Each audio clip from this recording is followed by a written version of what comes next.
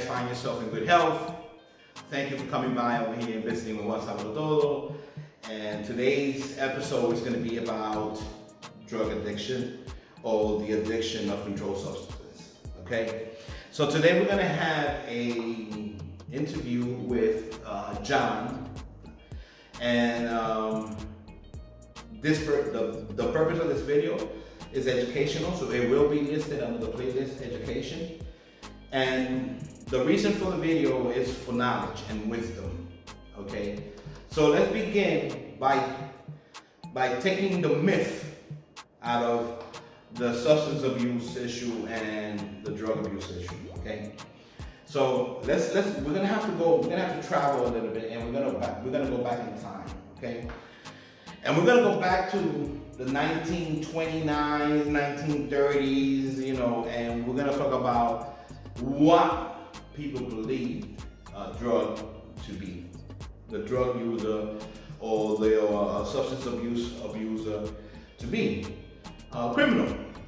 So, because society deemed that it was necessary to condemn an individual that was lacking in morality, because it was considered that the abuse of controlled substance was more of a morality issue, more of a kind of, this guy doesn't care about, society, or doesn't care about anyone but himself.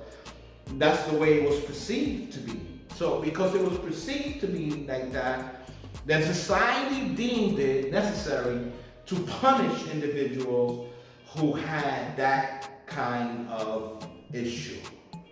All right? Definitely now we know that they were completely 1000% wrong, because we understand that today we know that it is a problem of health. Could it be mental health, biological health? But it is a problem of health and not of morality. Okay? So with that being said, let's go ahead and touch on the subject a little deeper. So now that we understand that addiction is not what our ancestors, or even we, if you're old enough, you would have been alive during those time where, addiction was considered to be like a morality kind of thing. I was alive, so I remember those times. I know what it is today, So I had the privilege of living in both, stages of it. With that being said, the reason for this video is for education, like I said before, but also maybe to maybe help you understand a little bit more, the reality of it and the functionality of it. Because maybe you're being affected personally, maybe you're being affected by someone around you. Maybe you're a parent and you want to be able to be ready for that moment if it ever comes to that you're able to engage in a conversation with one of your children, whatever the reason may be. That's why it's education. It's to prepare you or to give you knowledge of stuff, and that brings you wisdom, and that with that wisdom then comes the ability to be able to advise someone or know how to handle a certain situation, right? So, sorry that I know that I sometimes move, but my weight is an issue and I am standing. So, with that being said, so let's think about what does drug abuse actually do. Let's talk about chemically wise, right? Neurons, receptors, and all this other stuff. Let's just reference it as a circuit. Okay, so we're going to call it a circuit. So, as we know, or if you're not aware, we produce certain chemicals, and these chemicals that our circuits, right, produce human. It's taken, thousands, millions of years to develop them, and as humanity has been around for X amount of time, then nobody knows what that number is. So what happens is that most people and I'm talking about 50%, of people that become addicted to substance abuse actually obtain it from someone in the family line. Yeah. From somebody in the family line. I mean, great-great-grandparent, grandparent, parent, great-great-great-great-parent, And 50% of substance abuse individuals who happen to get caught on it tend to immediately get addicted to the abuse of whatever controlled substance it is because of that. Then the other 50%, then that falls into mental flaw, tragic events. Anything depression, anything that makes the person feel like they're not enough in the world, self-esteem issues and things like that. And sometimes it's just peer pressure. Maybe you just want to belong. Maybe the person just wants to belong, and because they want to belong, they get tempted to try something out because the other people are trying it out. And maybe it's going okay for the other people. Maybe. That maybe is a long maybe. It's really, really, really long maybe. In reality, in the real sense of the word, those people are also struggling. Just that they don't show it as much. Maybe because they got good jobs, maybe because they have a different demeanor about them, maybe whatever. Maybe you think, they've been doing it and they're okay, but in reality they're not. They haven't been okay for a long time. They just know how to hide it. That's all. But you want to belong because as humans, we know that we want to belong. We want to be in society. We want to be included in it. So, we make a conscious decision and we go, you know what? Let me try it one time. One time is not going to hurt me. In reality, that's totally false. It takes that one time for you to live and die by that one time. That one time can make it a trajectory of your entire life, all the way up to the day you end. And that's one of the myths that I would like to correct here, because that is true. Okay.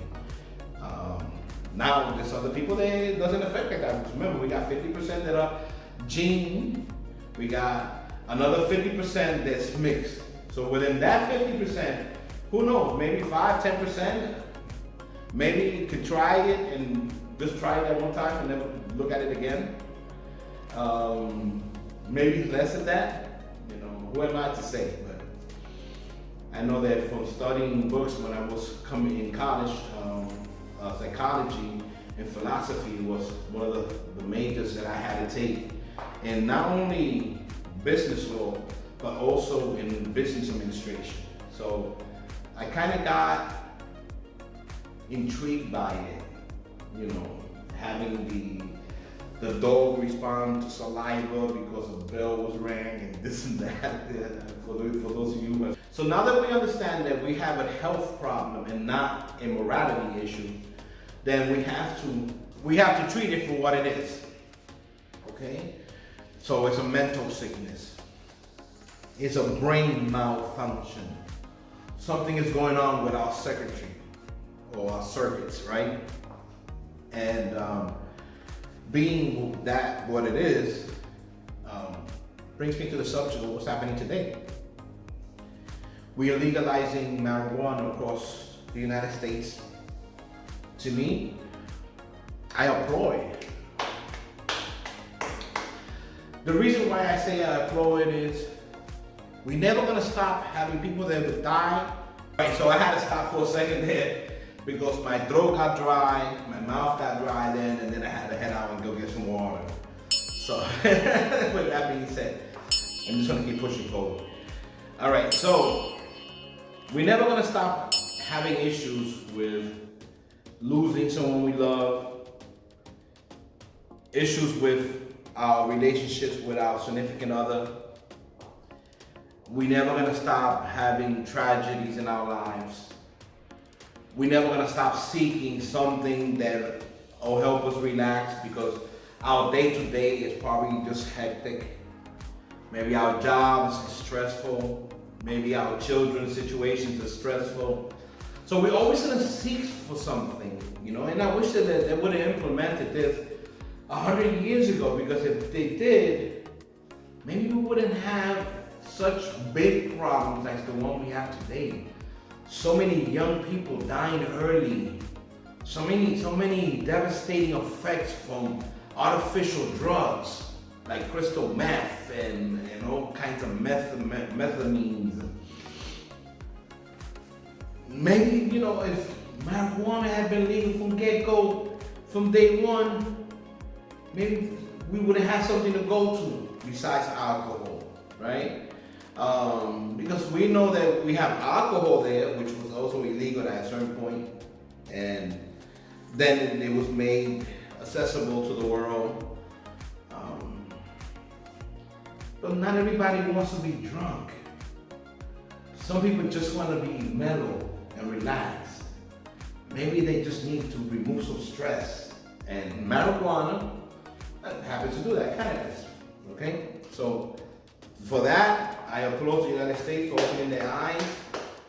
I know maybe we're saying this to, maybe I'm reacting to something that we don't really know what the long term is going to be about. But if we look at the numbers of what's happened so far from those people who've been using it unlegalized for decades and hundreds of years, and we see the results of it, and the fact that the medical world, you know, is using it instead of using opioids, which are worse 10,000 times than marijuana. So I think that we're heading in the right direction. Is it early on? I'm going to say no. I'm going to say we have histories from the Indians. You know, they came all the way back to now. How they used to be so friendly and happy, and you know, and we changed that. We changed that character in them, because when we came into the scene, we came to take over something that wasn't ours, you know?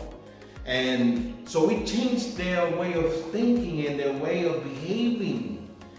Because if they would have behaved like that from day one, believe me, when those British or Spanish or English people got off that shore, they would have not made it out, they would have not made it 50 feet inside the land. So the fact that we were able to explore America, right, is a proven fact that the Indians were not hostiles.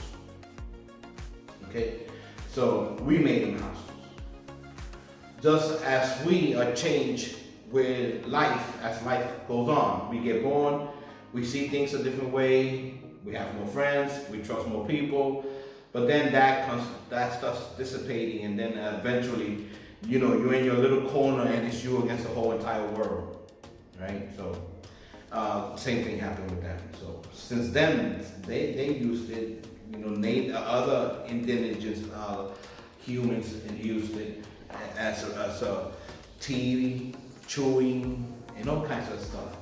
So as we know, hopefully this is going to turn around, and it's going to help us develop into a better society tomorrow. I'm a strong believer that will happen that way. Now let's continue with the subject. So besides the 50% of people who have higher risk to immediately get addicted, what's among the other 50%? Well, that's a lot of stuff. Okay, so if we educate our brain or our chemical in our body to accept a foreign substance as a substitute for what our body normally does, or our chemicals or circuits in the brain do for us, then what happens is it becomes part of us. So as it becomes part of us, then it becomes real hard to really, you know, do away with it. Is it treatment? Of course it is. It's treatment for everything in life, almost. Right? We wish we had treatment for cancer, but that's another story. Let me not get off topic. You guys know me already. So yeah, there is treatment for most cases. Okay. Is it a morality issue? No. Is it a hip hop thing that, you know, or someone just wants to do whatever they want? No. It is a health issue, and it will continue to be so for as long as we have it. With that being said, I'm gonna cut this video here, this introduction, and that's the reason why this video you guys are seeing today was to educate. But this is gonna be one of a series, and it's just because if I were to interview John for the trajectory of his beginning to where he's at now, we're talking about hours of conversation, you know. And you guys are gonna sit around 3 hours to watch a video? I doubt that. So I decided that it's better in segments. So this is gonna be the first one to the series. Thank you again for coming by. And it's gonna get really interesting because I'm gonna get into details about why and how maybe we can help those that we care about, help ourselves, you know, how we can contribute to society as a whole. So I'm gonna be touching on those subjects. It's gonna be a sensitive subject, as you can see from my seriousness and the way I'm expressing it. And my verbal, it went up a notch, and it's just because it is something that's serious and it's something that I care about personally. So with that being said, guys, thank you for coming by. Once I look a little up to you, my heart goes to you. You guys are amazing. I love the fact that you guys are coming by and dropping by and watching my videos. They are gonna get better and way better and better and better and better. I have the necessary skill sets. It's just that I don't have, you know, all the tools that I need to really take you out there to another world.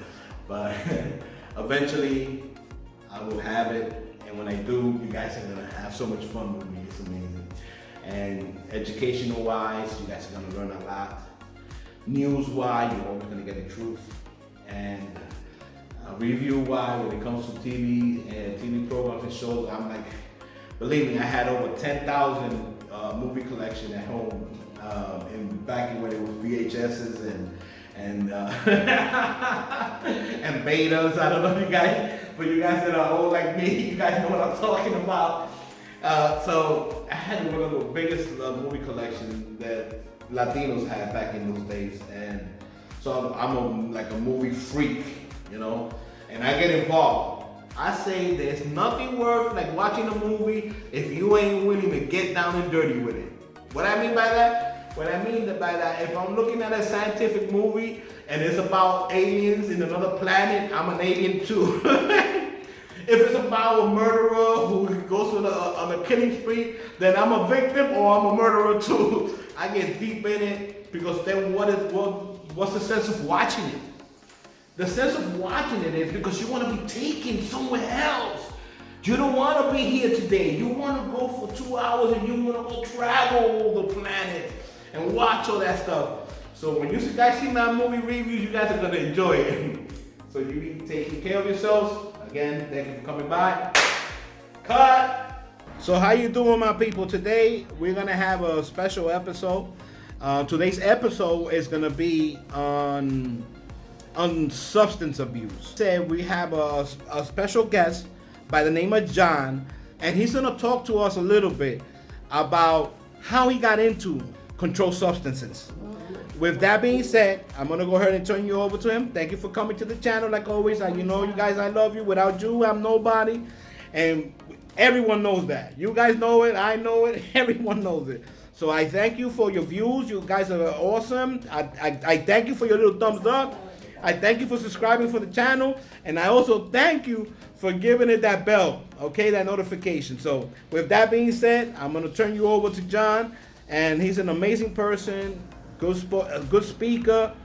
I love his verbal. His verbal is like the high-end kind of thing. So get ready for this, guys. All right. Yeah, Juan, thanks for having me. For me, this is really important because, you know, I can't really identify. Everyone always wants to identify the moment or the reason. The moment I remember when I started, consumption. But the reason you started, why did you start it? And it's not one specific reason. It's a mixture of things, a mixture of people, but no one's to blame for my consumption. No one but myself. You know? But that being said, I was a real shy individual all my life. You know, I was raised in by Dominicans and a mixed family. My stepdad, my dad, because that was my dad, was German, Jewish, Irish. And he had good values. My mom had good values. There was no drugs in my house or alcohol. My parents didn't drink. All I would do was go out with my mom dancing, but I was always shy. Now, after my marriage and my separation from my marriage, I worked for like 2 years. And I felt, I worked so hard. It was 18 hours in the black car service, limousine service, for 2 years by myself in that apartment. And things just started weighing down on me. I lost a lot of weight and just concentrated on work, which is good. I made a lot of money, but I was empty. I was really empty. Now people say, well, why didn't you look for God? I used to read the Bible. I could quote a lot of the stuff from the Bible, but I'm not a hypocrite. Yes. But at one point, a friend of mine came to my house and he says, John, look at you, bro. I mean, you got everything. You got a Lincoln Town Car. Look at the way you're gorgeous. My mom said, why are you so skinny? Do you have AIDS? Are you gay? Mom, what do you mean? I'm like, gay. Well, you're never with any women. You have everything. Why you buy my apartment? I had everything in my apartment that you could possibly want as a human being. So economically, I was good, but inside I was suffering. So I decided to take my friend, this Cuban guy. Let's respect names for anonymity. But he asked me to go out with him. He said, come on, let's go out. So I went to Macy's. I charged, the Lawrence Taylor t-shirt, the football shirt, and he was hip at the time. Had the gold chain and the Obsession cologne and Lagerfeld. I didn't know which of the two to use because they were both good. But I was hip, man. And I went to the beauty salon, they blew dried my hair, because I used to have hair, Yeah, me too. I used to blow dry my hair myself. I had what used to be called back in those days a DA. The DA, the back shit. Now I'm sorry, my dad, they used to tell me, you keep blow drying your hair, it's going to fall out there. But people tell me I'm bald, but look at my ears and my nose, I got hair, a lot of hair.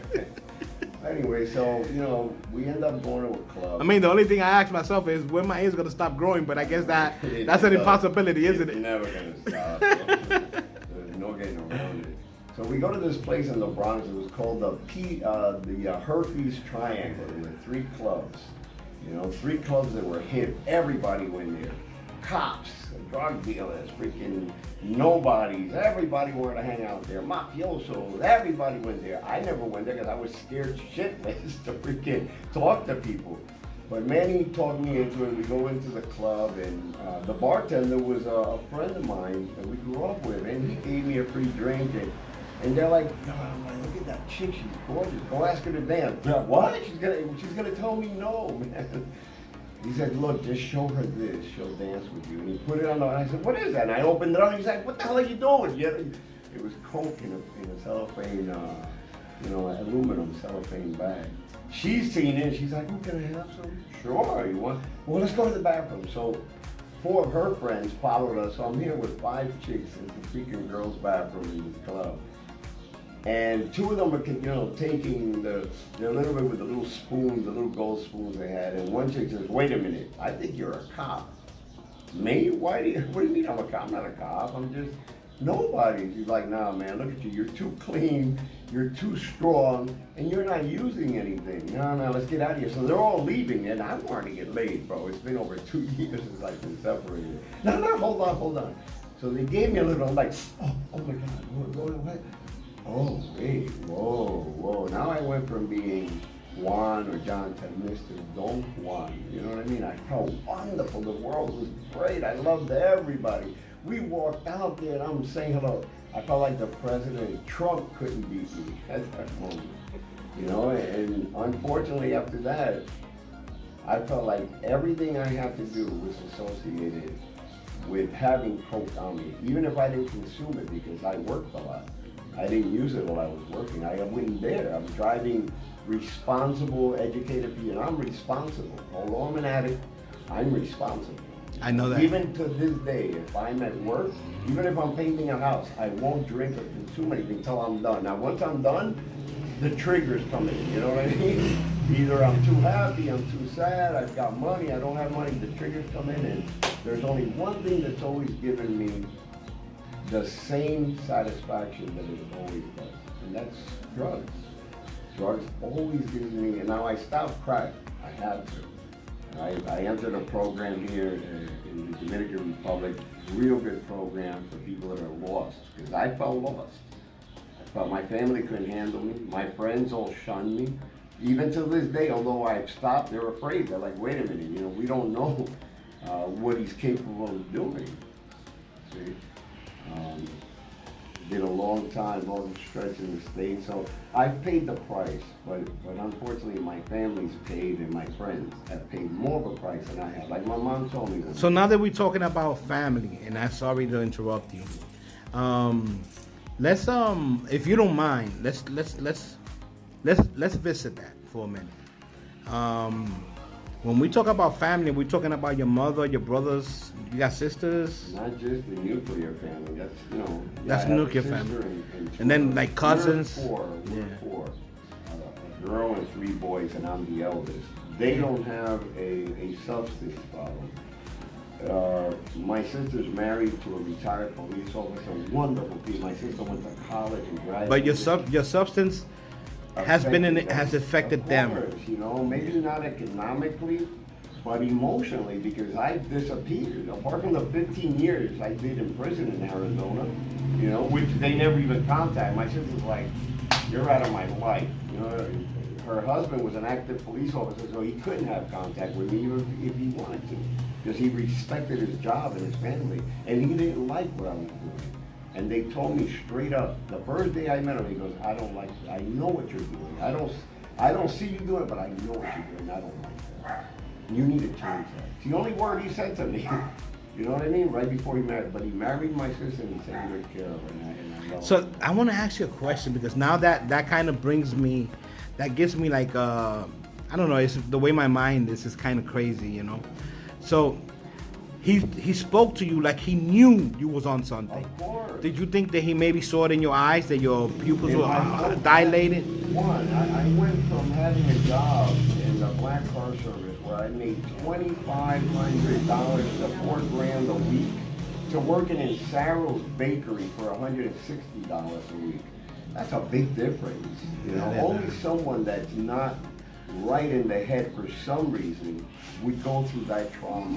I didn't feel that I was capable of getting back into my business. So That's where it sounds. So how many years did it took from the moment that you first tried drugs to the moment that you was really already getting affected by it, Well, economically, yeah. emotionally, you know? Because I was emotionally traumatized because of my separation and my divorce. I even gave my apartment. I had an apartment with everything in it. You know, at that time, a remote control had a wire, but I had the remote control TV, remote control VCR, everything modern at the time. This is in the 80s. And I had let this other chauffeur stay with me that was Dominican. His brother's the one that introduced me to that company. Out of appreciation, I let that guy stay with me. His wife and his daughters were coming from California, had nowhere to stay.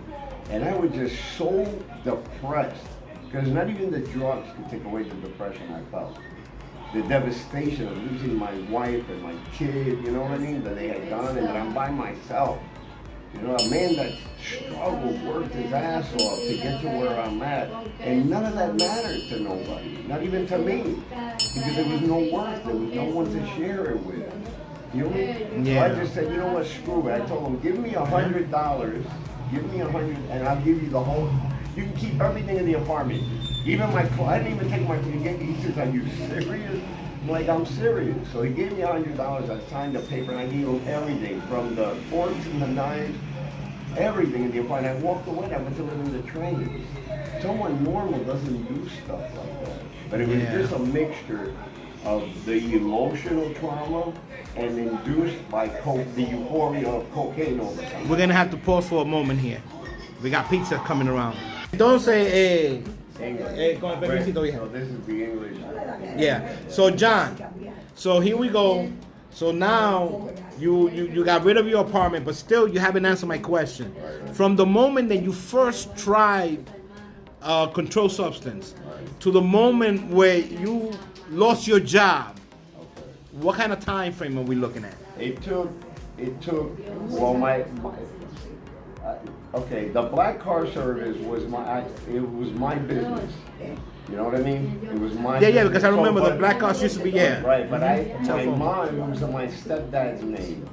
William, well, Yeah, no, it was in my stepdad's name. So, Yeah. and this is what triggered all me leaving my apartment. I went to visit my mom, and she goes, "Listen, you know, you have." Dame un segundito. You have- 2 minutos nada más. 2 minutos. You have, you're gonna ruin your father's credit. My father he is the most responsible individual that I've ever met. And, he co-signed for the Lincoln meeting in my business. And I had already missed one payment, and the Banco de Bolsa took the car. And that cost a whole big deal. So, and I stopped it. It was an accident I had. It wasn't because of consumption. It was an accident, whatever. I was still with my wife at that time. So if I had another stain like that where I lost the vehicle, it was going to ruin his credit.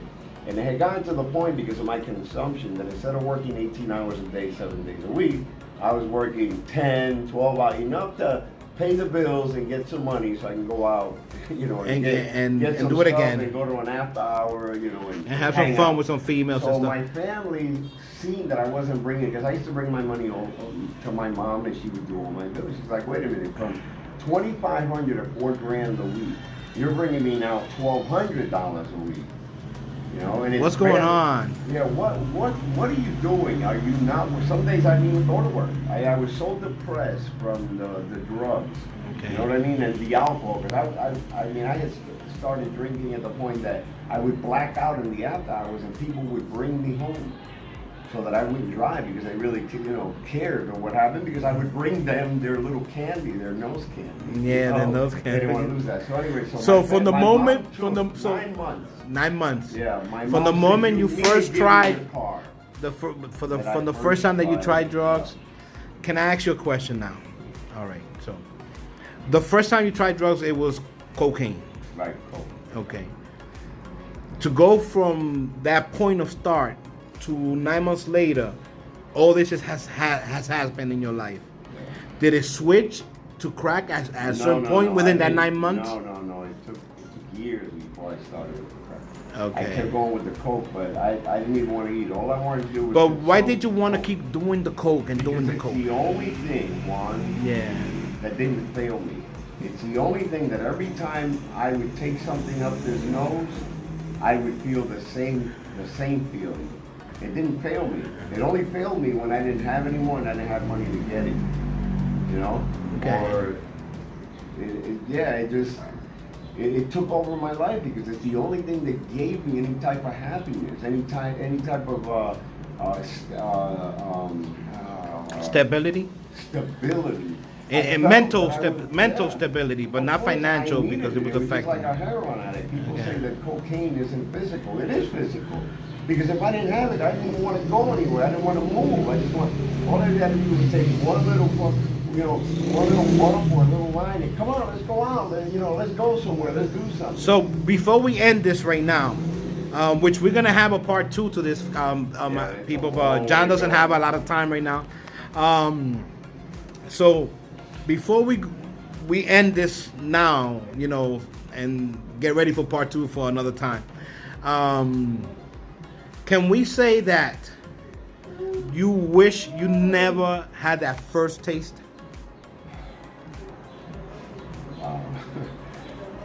Man, that's an understatement, bro. I would give anything if God could give me an opportunity to change it. But even to go out with that guy that night, because I knew better than to hang out. He was my friend from childhood, but I knew that he was headed the wrong way. He was living a life, imagine having a Baritz in the 80s, a brand new Baritz, showroom Baritz, and all the money. John, in the you're gonna need world. to educate me on that. What the hell is a Baritz? I never heard of it. it was the top of the line Cadillac, bro. When Cadillac's like a Seville was shit compared to a Maritz, and a Seville's a wonderful freaking car.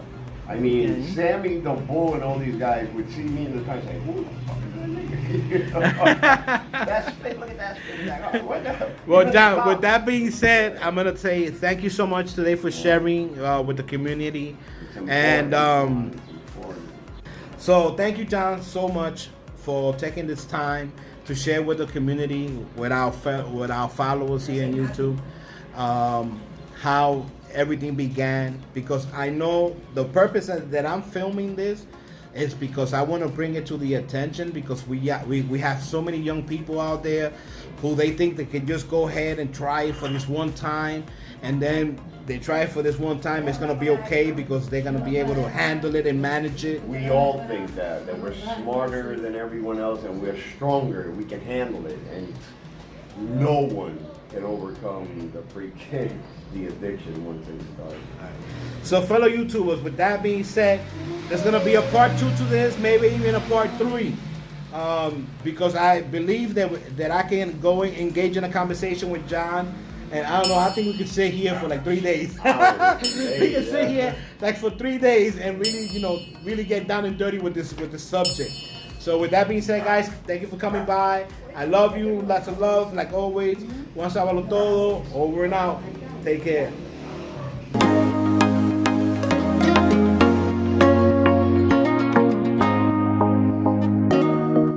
I believe I left off at,